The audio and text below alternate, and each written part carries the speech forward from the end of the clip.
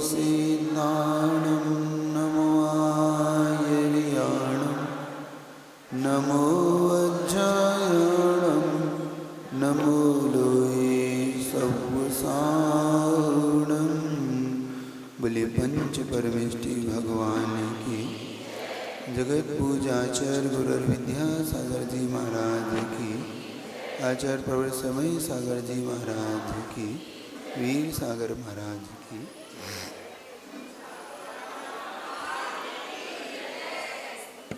एक प्रश्न हमेशा आता है आप सबकी ओर से, विशेष तौर से महिलाओं की ओर से आता है, महाराज स्त्री पर्याय का छेद कैसे हो? हम लोग स्त्री पर्याय को पा लिया है, अब उसे हम दूर कैसे करें? ठीक है, मैंने पहले भी कहा था, जिस चाबी से ताला लगा है उसी चाबी से ताला खुलेगा भी। तुमने ताला लगाया है, चाबी को ऐसे घुमाया तो ताला लग गया। चाबी को ठीक विपरीत दिशा में घुमा दीजिए, ताला खुल जाए। जिन कारणों से स्त्री पर्याय मिली है उसे ठीक कारणों से स्त्री पर्याय, सुन रहे हैं नहीं सुन रहे, छूटती भी है। समझिए, कोई कठिन काम नहीं है जीवन में। एक चीज से बचिए। स्त्री पर्याय के मुख्य कारण क्या है? उन्होंने मुख्य कारणों में रखा मायाचारी। अब महाराज पुरुष मायाचारी नहीं करते, करते कौन मना कर रहा है? जो करते हैं वो आगे जाके स्त्री बनेंगे। तुमने किया तो तुम स्त्री बन गए, उनने किया सो वो स्त्री बन जाएंगे। हम ऐसा क्यों सोचते कि पुरुष मायाचारी नहीं करते? ये हमने कब कहा? कुछ लोग कहते ना महाराज आप पुरुषों को कुछ नहीं कहते। नहीं नहीं, ये गलत है। पुरुषों के लिए जो है सो है, जिसका जो संबंध। तो जिन्होंने विशेष तौर से स्त्री पर्याय के कारण बता रहा हूँ क्यों मिलती, फिर इसके कारण से आगे की दूरी कैसे होगी, या मतलब स्त्री पर्याय से मुक्ति कैसी होगी। जो विशेष तौर से सजने में बहुत ज़्यादा इंटरेस्ट रखती है, बार बार आईना देखती हैं, कुछ तो पर्स में ही रख के घूमती हैं दिन भर। नहीं, एक आधी बार तो ठीक है, वो तो सभी देखते हैं, लेकिन दिन भर ये किसके लक्षण है? ये पुरुष अगर ऐसा करता है तो स्त्री बनता है, स्त्री करती तो क्या बनती है नहीं कहना चाहता। आगे जाके उसे कौन सी पर्याय मिलने वाली है? समझो बात को, तीन ही तो पर्याय है समझो।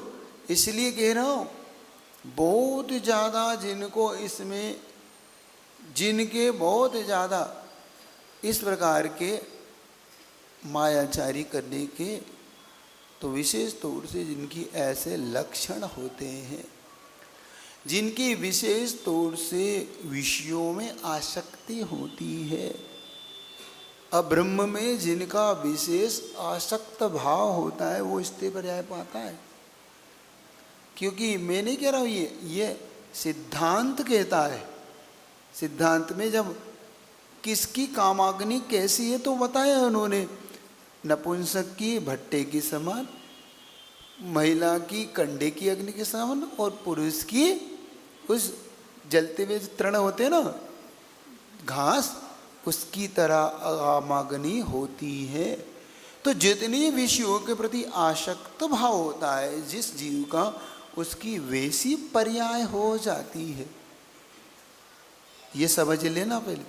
तो कुछ कारण ऐसे हैं जिनके कारण उसे स्त्री पर्याय मिलती है।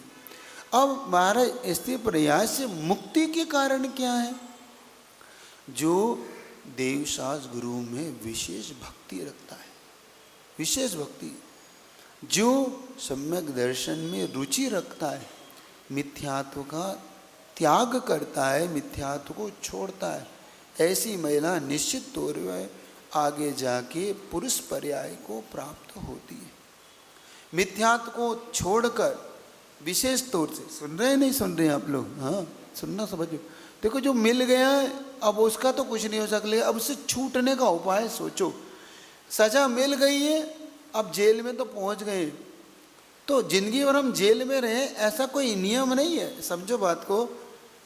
हमारे दिमाग में कई बार ये आ जाता है, अब सजा तो मिल ही गई है, अब मिल गई है सो करो पाप। ये नहीं होता है। होता है ना, कुछ लोग कहते हैं अब सजा तो मिली है तो जेल में नहीं। कुछ लोग समझदार होते हैं कि अब सजा मिली है तो है, लेकिन अच्छा आचरण करो जिससे ये सजा कम हो जाए। होता है ना, जेल में 12 साल की सजा, आजीवन कारावास भी मिला हो तो आचरण से उसे जल्दी मुक्ति, 2 साल 5 साल बाद उसे वहाँ से मुक्त कर दिया जाता है कि आपके आचरण के कारण। लिख के देता है कौन? जेलर, कि इनका आचरण अच्छा है इसलिए छोड़ दिया। ऐसे ही पुण्य कर्म लिख के देता है कि इस पाप से इसे मुक्ति दिलाई जाए, आप टेंशन नहीं करो। तो जो महिला विशेष व्रतों को धारण करती है, आप लोगों के लिए बहुत विशेष विशेष व्रत अलग अलग क्यों बनाए? देखो पुरुषों के लिए इतने व्रत नहीं है। आप देखो अधिकतम व्रतों में महिलाओं के लिए विशेष मिलते हैं। कभी इसकी कल्पना की आपने? सोच के विचार आया आपके दिमाग में कि क्यों महिलाओं के लिए इतने सारे व्रत, पुरुषों के लिए क्यों नहीं?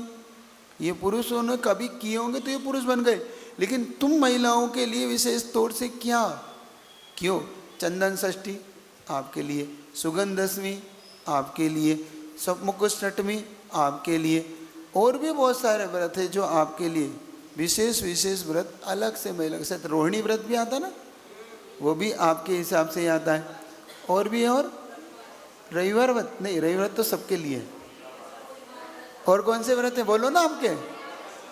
चंद्र षष्ठी तो मैंने ही बोल दिया, और बताओ।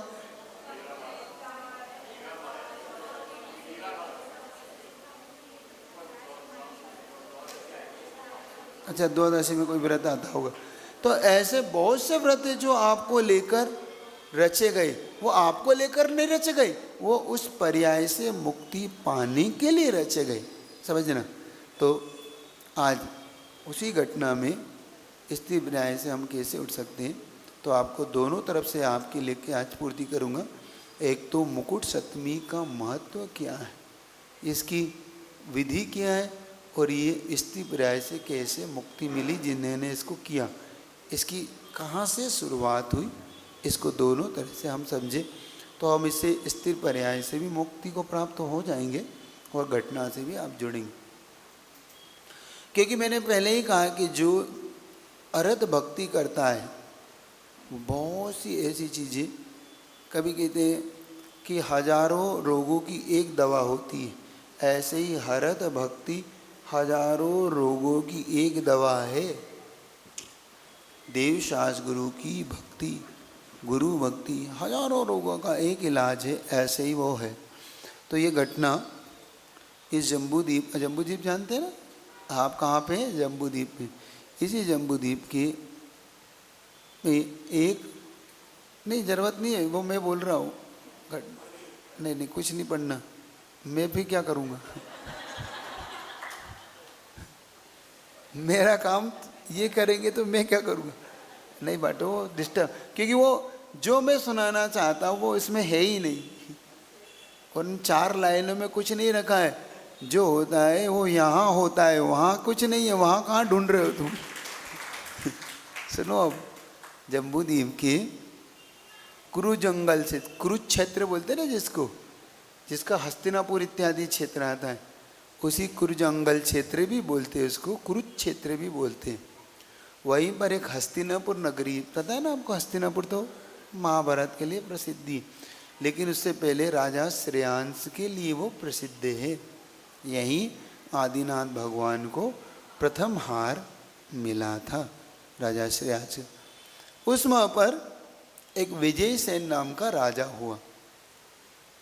उसकी विजयावती नाम की रानी थी। जब रानी, राजा और रानी की 2 बेटियां हुई, क्योंकि हमें बहुत सारे लोगों को ये गलत फहमी है कि मुकुट सप्तमी भगवान पार्श्वनाथ से रिलेट है। भगवान पार्श्वनाथ का ऐसा कोई लेन देन नहीं है। भगवान पार्श्वनाथ इस मुकुट सप्तमी में मोक्ष गए, इसलिए वो उससे उसका जुड़ाव वहाँ इसलिए हो गया। वो दोनों घटना काकतालिक न्याय से एक साथ घट गई, तो उसे पार्श्वनाथ भगवान भी जुड़ गए और मुकुट सप्तमी व्रत भी जुड़ गया। लेकिन ये घटना भगवान पार्श्वनाथ को लेकर नहीं है, ये घटना उस विजय राजा और विजयावती रानी के जीवन से रिलेट है। उनकी दो पुत्रियां हुई, एक पुत्री थी मुकुट शेखरी, इसके नाम से ये मुकुट सप्तमी बनी, और दूसरी थी विधि शेखरी। मुकुट शेखरी, विधि शेखरी, इन दोनों के नाम थे। दोनों में घनिष्ठ प्रेम था, बहुत प्रेम था। उनके प्रेम को देखकर एक साथ उठना, एक साथ बैठना, एक दूसरे के साथ घूमना, खाना, एक दूसरे को नहीं पाते तो बेचैन होते थे। तो राजा के मन में ये बात आती थी कि इन दोनों के बीच में इतना प्रेम क्यों है, आखिर कोई तो बात होगी। एक दिन संयोग की बात थी, एक बुद्धि सागर और एक सुबुद्धि सागर नाम के दो चारण रिद्धिधारक मुनि महाराज का उस नगर में आगमन हुआ। जब उस नगर में उन दोनों मुनि महाराज का आगमन हुआ, बहुत भक्ति से, देखो स्त्री पर है कैसे छूटेगी, समझना, यहाँ से सारे चीज पकड़ना, ये सूत्र हैं जो तुम्हें यहीं से मिलेंगे। उन्होंने बहुत भक्ति से उन मुनि महाराज का पड़गाहन किया, मुनि महाराज की भक्ति की, मुनि महाराज के प्रति बड़ा आदर भाव रखा, और होना भी चाहिए। जब गुरु के प्रति आदर भाव आता है तो आपके आत्म प्रदेशों में एक प्रकार की विशुद्धि स्थान बढ़ते हैं। देखो कर्मों का इस आत्मा से छूटना कैसे होता है, ये विधि सीखो। ये क्या कारण है कि ऐसी कौन व्यक्तित्व है जिसको देख के हमारे आत्म प्रदेश से वो कर्म ढीले क्यों पड़ गए, ये कभी प्रश्न उठता है। ये प्रश्न उठना चाहिए कि ऐसा क्या रखा है इस जिन बिंब में, ऐसा क्या रखा है उस गुरु में, क्या रखा है उस जिनवाणी में, जिससे हमारे कर्म ढीले पड़ते हैं। वाह, क्यों पड़ते हैं? अरे मैं दुनिया के लोगों को देखता हूँ तो मेरे कर्म नहीं बढ़ते, इस व्यक्तित्व में क्या है ऐसा जिससे मेरे, अब उस व्यक्तित्व का प्रभाव समझने का हम पुरुषार्थ करें। अब जैसे उन्होंने हमारे आत्म प्रदेशों में क्या घटित होता है वो समझो, उसका उदाहरण दिया आचार्य कल्याण मंदिर स्तोत्र में। आचार्य कुमुद चंद्र मुनि महाराज कहते हैं, जैसे, बहुत अच्छा उदाहरण दिया, बहुत गजब का, जैसे कोई मालिक होता है तो वह छत पे सो रहा होता है, देखना, और नीचे उसकी गाय बंधी है, और अचानक कोई चोर आके उसकी गाय को चुरा रहा हो, और ऊपर से मालिक को थोड़ा सा भी यह संकेत मिलता है कि नीचे कोई मेरी गाय शायद खोल रहा है, तो उतरता नहीं है, वहीं से आवाज़ देता है ना, कौन है, पकड़ो कौन है। इतने में चोर भाग जाते, ना मालिक नीचे आया, ना वो किसी व्यक्ति ने, सिर्फ शब्दों से इतना बड़ा काम हो गया। ऐसे ही भक्त जब अपने मालिक की आवाज़ लगाता है तो कर्म रूपी चोर आत्म प्रदेशों को छोड़कर पलायन कर जाते, वहाँ लिखा है उसमें। ऐसे ही आत्मा के प्रदेश में जैसे विशुद्धि स्थान बढ़ता है अपना, उनके प्रति देखकर गदगद भाव होता है, होना भी चाहिए। मन में इतना गदगद भाव लाओ कि तुम्हारे आत्म प्रदेशों की विशुद्धि स्थान बढ़ जाए, और कुछ नहीं है, बाकी कुछ नहीं है, क्योंकि वो वैसे सब ऊपर हैं, तुम में वो, लेकिन क्या ऐसा होता है, उनको देख के ऐसा क्या घटित होता है तुम्हारे आत्म प्रदेशों में, आत्म प्रदेशों में वो विशुद्धि स्थान बढ़ता है। ये विशेषता ध्यान रखना, तुम्हारे अंदर उनको देखे कि संकलेश हो रहा है कि विशुद्धि, बस इस पे ध्यान दो। और संकलेश हो रहा है तो कहीं तुम गलत हो रहे हो, कहीं तुम्हें ईर्ष्या हो रही है, अहंकार हो रहा है, तुम्हें उन्हें देख के कोई और बात हो रही, तो इसका मतलब अभी आप गलत ट्रैक पर चले गए हैं। जिससे मेरा विशुद्धि बढ़ना चाहिए थी, वही मैं गलत उसको दृष्टिकोण में ले आया। वस्तु तो वही थी ना, समझे ना, हर बात आ रही। स्थिर पे कहाँ से छूटेगी, इन सब्जेक्टों को पकड़ो, और कुछ नहीं है, तुम्हें कहानी नहीं सुनाना है, तुम्हारी विशुद्धि स्थान का मुझे बड़ा नायक तुम्हारे हाथ पर से वो कर्म चले जाएं जिससे स्थिति पर्याय मिलती है। जैसे उन्होंने गुरु को देखा, गुरु की परम भक्ति में, तो उनके हार होने के पश्चात उनका गुरुवर, एक चीज़ मेरे मन में क्यों आती है राजा ने, कि ये दोनों बेटियां मुझे बहुत प्रिय हैं, लेकिन ये दोनों का आपस में इतना प्रेम क्यों है? ये दोनों एक दूसरे के लिए जान देने को तैयार हो जाती हैं, कुछ भी होता है तो उन्होंने कहा राजन, इनकी पूर्व भाव का कुछ ऐसा संबंध है। वो भाव का संबंध क्या है? तो उन्होंने कहा राजन, यहाँ से ये लोग कुछ, जो ये दोनों कन्याएं, ये दोनों कन्या में एक कन्या धनदत्त सेठ की पुत्री थी, और उनकी वहीं पर एक माली होता है ना, जो फूल तोड़ता है, एक कन्या इसमें से, जो छोटी वाली कन्या है वो माली की पुत्री थी, और जो बड़ी कन्या थी वो धनदत्त सेठ की बेटी थी। दोनों हमेशा एक दूसरे के साथ खेला करती थी।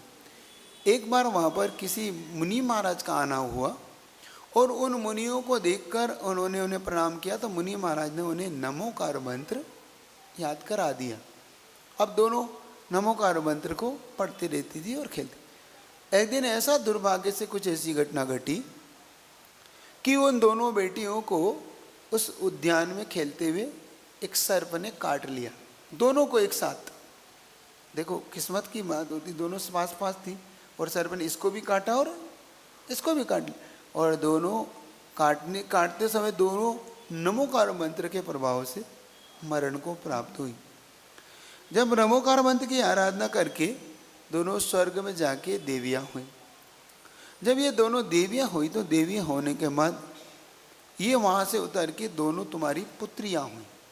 देखो जीव का संबंध कैसा है, कहाँ एक नौकर और एक मालिक, और कहाँ दोनों बहनें, है ना, विचित्र है ना।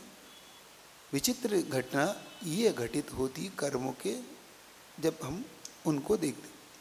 अब ये दोनों बेटियां जब और भी भावांतर से चलते चलते आई थी, तो ये दोनों तुम्हारी बेटियां जब बनी, तो बेटियां बनने के बाद दोनों वहाँ पर मरने के बाद उन्होंने क्या किया, ये दोनों तुम्हारी जब बेटी है, तो ये घटना दोनों बेटियां भी सुन रही थी, जो मुकुट सेकरी और विधि सेकरी, याद रहेगा नाम। अब ये दोनों जब एक दूसरे को सुन रही थी, तो उन्होंने कहा देखो धर्म का प्रभाव कितना कितना महत्व है, कि जब हमने एक नमोकार मंत्र का अपने जीवन में इतना बड़ा प्रभाव कि हम एक महान आत्मा के यहाँ जन्म लिया, तो क्यों ना हम गुरु से कुछ व्रत धारण करें। देखो तब इन दोनों ने महाराज के पास जाकर विधि पूछी, हमें क्या करना चाहिए। तब महाराज ने उन्हें पहले तो अणुव्रत दिए, तुम्हें अणुव्रतों को धारण करो, क्योंकि अणुव्रत धारण करने वाला निश्चित तौर पे स्त्री पर्याय का छेद करता है, याद रखना। क्योंकि अणुव्रति सम्यक दृष्टि होता है, और सम्यक दृष्टि कभी भी स्त्री पर्याय में नहीं जाता, दरिद्र पर्याय में नहीं जाता, नपुंसक पर्याय में नहीं जाता, नरक में नहीं जाता। पहले सम्यक दर्शन की महत्ता समझो। बार बार आपसे एक बात कहता हूँ, बहुत से लोग कुछ चंद्र वर्षों के लिए मिथ्यात्व का सेवन कर जाते ना। कितने के लिए, महाराज बहुत तकलीफ थी, अब क्या करें, तो हमने उन देवताओं को पूज लिया, उन देवताओं के पास चले गए। कितने सी आयु थी, मुश्किल से 10-5 साल की तो बात थी, और उसमें भी आप उस आयु में ऐसा आपने क्यों पाप किया, लेकिन कर जाता है। कितने के लिए ये सेवन, महाराज अब ऐसा हो गया, थोड़ा सा सहन कर जाते।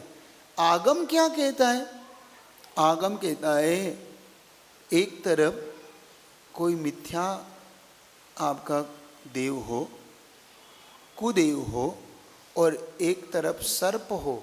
देखो सर्प हो तो सर्प से कटा लेना अच्छा है, लेकिन मिथ्यात्व का सेवन करना ये उन्होंने कहा मिथ्यात्व का सेवन नहीं करो। क्यों? सर्प से कटने पर तो तुम एक ही भव खराब होगा, लेकिन मिथ्यात्व का सेवन करने से भव भव खराब हो जाएंगे। सर्प एक ही तो भव में जब काटेगा उसी भव, लेकिन सम्यक दर्शन के साथ मरोगे तो कम से कम अगले भव में उन बेटियों को सर्प ने काटा तो अगला भव तो सुधर गया ना। सुन रहे? ऐसे ही जीव का बड़ा विचित्र स्वभाव है। तो मिथ्यात्व का सेवन कभी नहीं करना जीवन में। कुगुरु, कुदेव, कुशास्त्र और सट अनायतन की सेवा नहीं करना, उनकी प्रशंसा नहीं, माध्यस्थ भाव रखना, बुराई भी नहीं करना तो प्रशंसा भी नहीं। मूर्ताओं का सेवन नहीं करना, है ना? मूर्ताएं जानते हैं ना, गुरु मूर्ता, देव मूर्ता और लोक मूर्ता।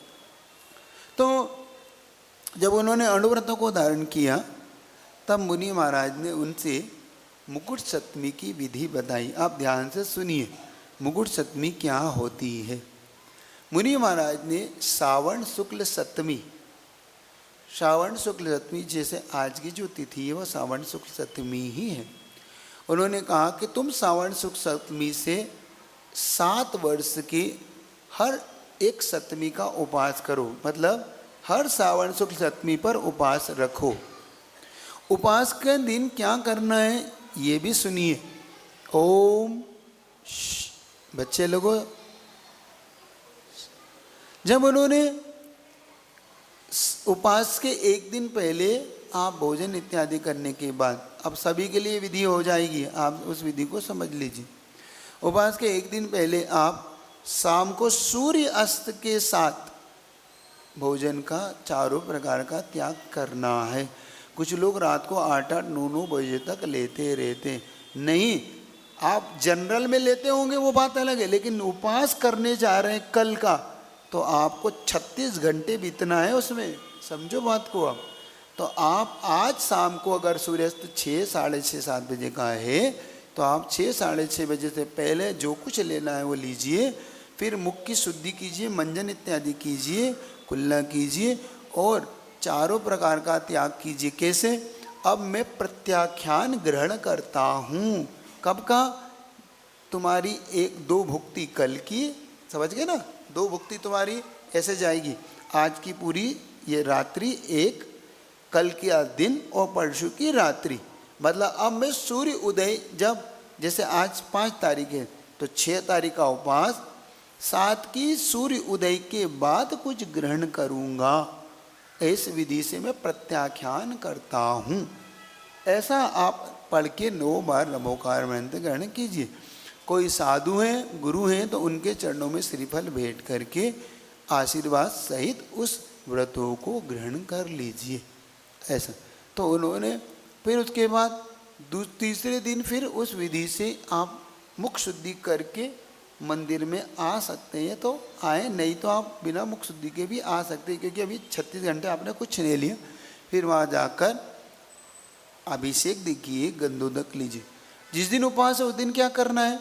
उस दिन प्रातः काल से 2 प्रकार से उपवास होते हैं, एक तो स्नान के साथ और स्नान के साथ। अगर आपको लगता है कि मुझे स्नान के साथ करना है तो फिर आप द्रव्य पूजा पूरी कीजिए। आप अभिषेक देखिए, प्रातः काल आइए, अभिषेक देखिए। अभिषेक देखने के बाद भगवान की भक्ति से पूजा कीजिए। आप कोई विकल्प मत कीजिए। घर के कार्यों से अब छुट्टी लीजिए, आरंभ सारंभ से। अगर घर के सदस्य कम हैं और आपको कोई जिम्मेदारी है तो बात अलग है, फिर उसके हिसाब से आप अपना कार्य कर्तव्य कीजिए। लेकिन अगर आपका कर्तव्य में कोई सहयोग कर सकता है तो फिर आप आज निर्विकल्प होके दिन भर मंदिर में बिताइए।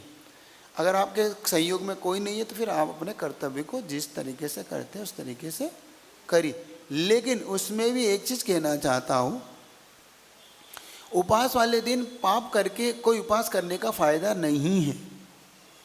आप कुछ भी करिए, उस दिन पापों को कम तो करिए। अगर आप ज़्यादा नहीं कर सकते तो एक दिन पहले ही सारी व्यवस्था उस दिन की कर लीजिए, तो थोड़ा आपको कम करना पड़े। आप, मैं जान रहा हूँ कि आप सिंगल फैमिली हैं, आप अकेले हैं, आपको उपवास भी करना है, पति को भी भोजन कराना है, बच्चों को भी भोजन कराना है, लेकिन कम से कम पहले से थोड़ी इस तरीके से प्रिपरेशन कीजिए कि थोड़ा कुछ ऐसी वस्तुएं पहले बना के रख दीजिए, कुछ दिन थोड़ा बहुत बनाइए और भैया आज आप। और लोग विशेष तौर से कपड़े धोते हैं उस दिन ही, विशेष तौर से बर्तन मांजते हैं, विशेष तौर से घर के जाले निकालते हैं। और पाप क्यों कर रहे हैं? मत करिए। ये कर रहे हैं तो उपवास का कोई फायदा नहीं है, मत करिए। उपवास से तो आप पूजन करके अपना काम करिए, मत करिए। समझ रहे हो? तो थोड़ा सा आरंभ से आरंभ को कम करिए। फिर शाम को उसमें कम से कम एक सामायिक, तीनों में से एक सामायिक तो करना है आपको। सुबह दोपहर शाम में से एक 48 मिनट की सामायिक करिए। और एक प्रतिक्रमण शाम को और करिए कि मेरे उपवास में कोई मुझसे त्रुटि हो गई हो। जैसे अभी पूछा था ना प्रश्न कि थूक चला जाता है, ये हो जाता है, तो प्रतिक्रमण उसी लिए किया जाता है। फिर निश्चिंत होकर रात्रि में ब्रह्मचर्य के साथ रात्रि बिताइए। एक रात पहले भी ब्रह्मचर्य और दूसरी रात उपवास वाली भी ब्रह्मचर्य के साथ आप बिताइए। फिर निश्चिंत होकर किसी पाटे पर या चटाई पर इत्यादि पर आप आराम से विश्राम कीजिए। नहीं है तो आप अपना जो बिस्तर है वो कम से कम शुद्ध रखिए।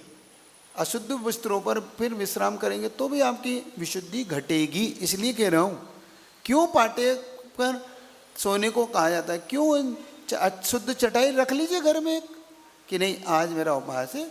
अपने आप आपकी विशुद्धि बढ़ेगी, क्योंकि आपको आरिका जैसा फीलिंग होगा, आपको मुनि जैसा फीलिंग होगा कि मैंने आज बहुत अच्छे से अपनी रात्रि गुजारी है।